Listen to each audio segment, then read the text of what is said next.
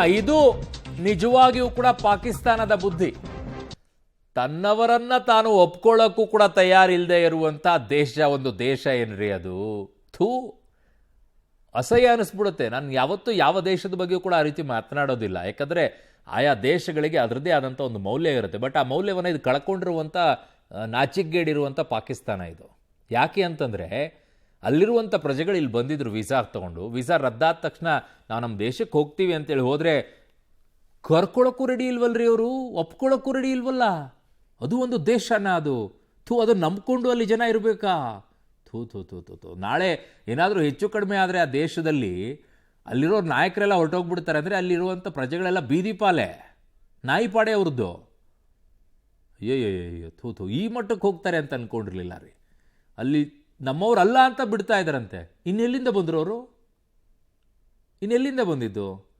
ತಗೊಂಡಿದ್ದು ಅಲ್ಲಿಂದ ಪಾಕಿಸ್ತಾನದ ವೀಸಾ ಪಡ್ಕೊಂಡು, ಭಾರತದ ವೀಸಾ ಪಡ್ಕೊಂಡು ಈ ಕಡೆನೇ ಬಂದಿದ್ದು. ಮೂಲ ಗೊತ್ತಾಗಲ್ವಾ ಪಾಸ್ಪೋರ್ಟಲ್ಲಿ ಏನಿದೆ ಅಂತ ಹೇಳಿ? ಅಷ್ಟು ಕನಿಷ್ಠ ಜ್ಞಾನ ಇಲ್ಲದೆ ಇರುವಂಥವ್ರನ್ನೆಲ್ಲ ಸೇರಿಸ್ಬಿಟ್ಟಿದ್ದಾರೆ ಅಲ್ಲಿ ಗಡಿಯಲ್ಲಿ.